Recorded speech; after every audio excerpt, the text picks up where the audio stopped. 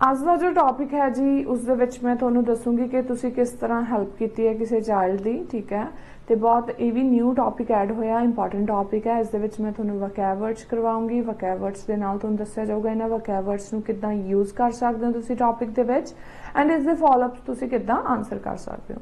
सो ठीक है friends, start करते हैं आज की क्लास। मैं हरपिंदर कौर, तुसी देख रहे हो इंग्लिश विद रूप। आज का जो टॉपिक है जी, describe a time when you helped a child. ठीक है, सो वो टाइम डिस्क्राइब करना जो तुसी किसी बच्चे की हेल्प की है।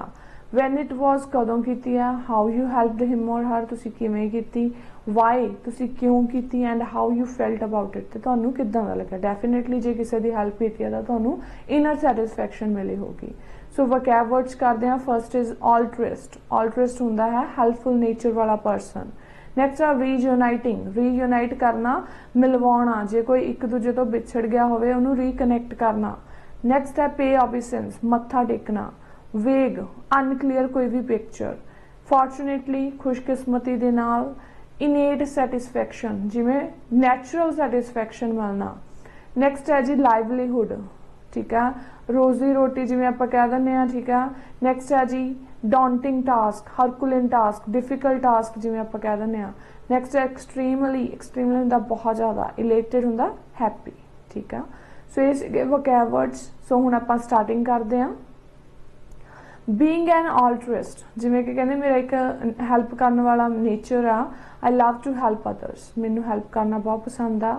आई find extreme happiness in providing support to senior citizens and children because they require it the most। तो मैंने बहुत खुशी होंदी है जो मैं सीनियर सिटीजनस ते चिल्ड्रन की हेल्प करदी हां, क्योंकि उन्होंने हेल्प की बहुत ज़्यादा जरूरत होंदी है। However, today I would like to talk about a time when I helped a child by reuniting him with his parents। ਇਹ ਉਹ टाइम की गल है जो कहते मैं एक बच्चे ਨੂੰ ਉਹਦੇ पेरेंट्स के नाल मिलाया, रीयूनाइट किया। Actually, a few months ago, कुछ महीने पहला, I went Golden Temple to pay the obeisance to God। So कहते मैं Golden Temple visit किया सी, मत्था टेकिया उत्थे।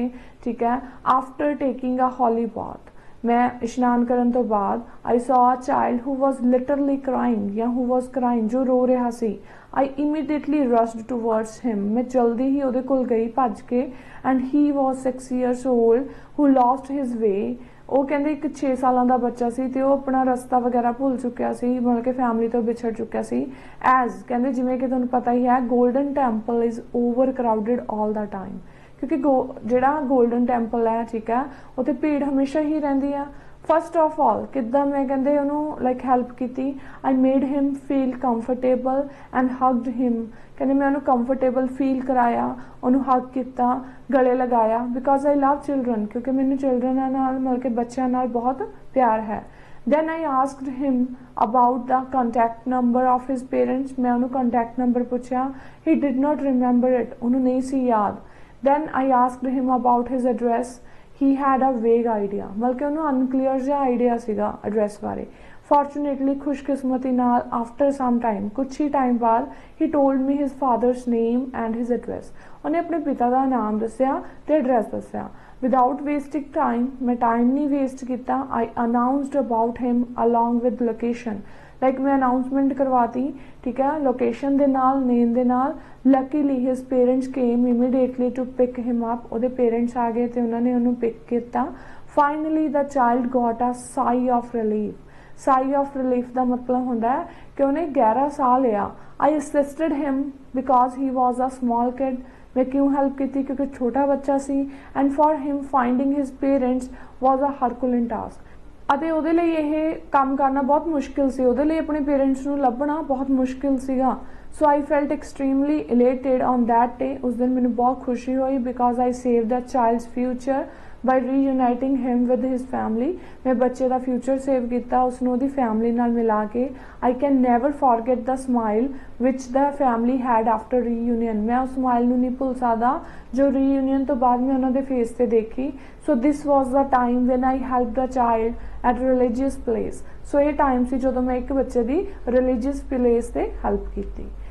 इस दे फॉलोअप क्वेश्चन है जी। फर्स्ट क्वेश्चन है, do you like helping others. कि तुहानूं दूजियां दी हेल्प करना वधिया लगता है।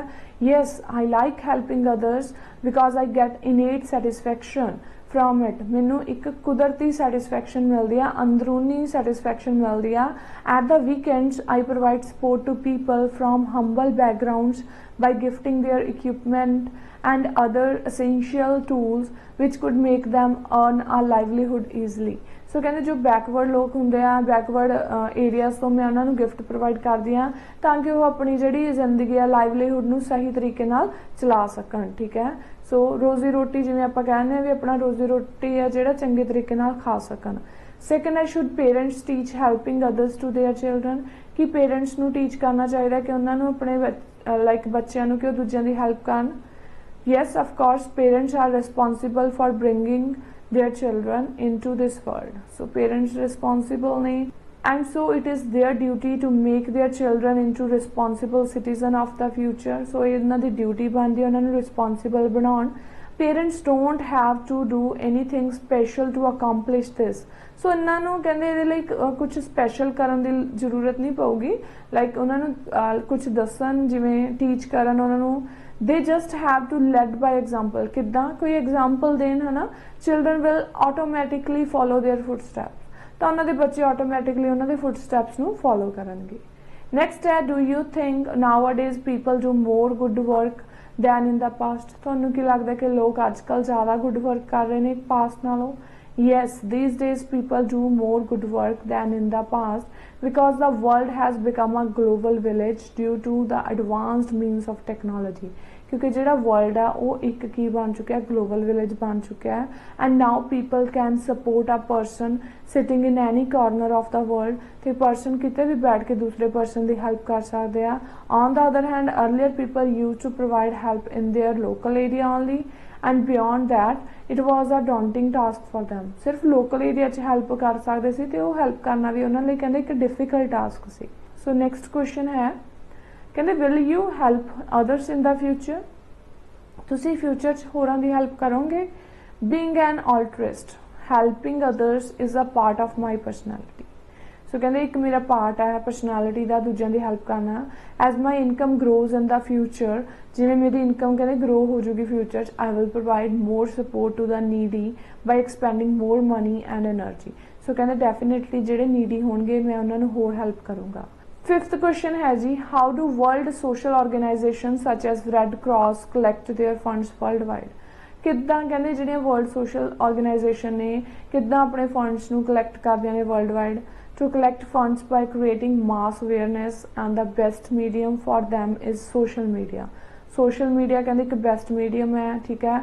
So social media campaigns and advertisements ये कहते एक मेन मीडियम ने जिथों लाइक ईजीली कलैक्ट कर सकते हैं। Apart from this the other way for funds collection is through corporate social response initiative through which it collects funds from prominent organisation. Corporate दी कहते responsibility है लाइक कंपनीज के through organisation through specially multinational company, तो उन्होंने चो mainly किहड़ियां companies multinational companies. Next question है do small non government organisations always need big organisations help or can they collect funds themself, कि जिहड़ियां small government organisation होंदियां उन्हां नूं वड्डियां ऑर्गेनाइजेशन की हेल्प की जरूरत पैंदी है फंड्स कलैक्ट करने के लिए। कहते in this modern area technology has made inroads in our life, technology ने एडवांसमेंट की है, ठीक है, हर एक पर्सन की लाइफ में ईजी बनाता। Billions of people remain connected on social media, बहुत सारे लोग कनैक्टेड ने सोशल मीडिया पे। It doesn't matter whether an organisation is big और small in such a scenario, आजकल कोई फर्क नहीं पैंदा कि ऑर्गेनाइजेशन बिग है या शॉर्ट है या स्मॉल है। So they need to create suitable social media and other campaigns to reach their target audience. So कहते जो वो suitable social media create करते हैं तो easily कहते वो collect कर पाएंगे like audience के through. Next है what is the most important way for a country to help foreigners visit the country. So कहते केड़ा important way होगा कितना foreigner की help कर सकते हैं। So we can help the visiting foreigners in many ways, कितना help कर सकते बहुत तरीके नाल। However, the best one is to make their stay comfortable by providing unmatched hospitality. Like जिथे उन्होंने रहना है वो comfortable place उन्होंने provide की जाए। Firstly, we must not overcharge them or various products and services उन्होंने overcharge ना किया जाए। And secondly there should be a dedicated helpline number to solve their complaints, एक उन्होंने हैल्पलाइन नंबर प्रोवाइड किया जाए। There must be a separate lane for them at airports, एक separate lane हो bus stand, railway station and cinema. So इस तरह कहते आप हैल्प कर सकते हैं। नैक्सट है 9th, do Indian people help others who need help such as people in extreme poverty, how. कहते कि ਜਿਹੜੇ इंडियन पीपल ਆ ਉਹਨਾਂ ਨੂੰ ਦੂਜਿਆਂ ਦੀ ਹੈਲਪ ਕਰਨੀ ਚਾਹੀਦੀ ਜਿਨ੍ਹਾਂ ਨੂੰ ਹੈਲਪ ਦੀ ਜ਼ਰੂਰਤ ਹੁੰਦੀ ਹੈ ਤੇ ਜਿਹੜੇ ਬਹੁਤ ਜ਼ਿਆਦਾ ਗਰੀਬ ਨੇ। ਕਹਿੰਦੇ people in India take it as a bounden duty to help people living in extreme poverty. So ਕਹਿੰਦੇ ਉਹਨਾਂ ਨੂੰ ਇੱਕ ਜ਼ਰੂਰੀ ਮੇਨ ਡਿਊਟੀ ਸਮਝਣੀ ਚਾਹੀਦੀ ਹੈ ਵੀ ਹੈਲਪ ਕਰਨੀ ਚਾਹੀਦੀ ਆ। They do so by providing food, clothes, medicines to them, like ਉਹਨਾਂ ਨੂੰ ਫੂਡ ਪ੍ਰੋਵਾਈਡ ਕੀਤਾ ਜਾਵੇ, ਹੈ ਨਾ, ਕਲੋਥਸ ਹੋ ਗਏ, ਮੈਡੀਸਿਨ।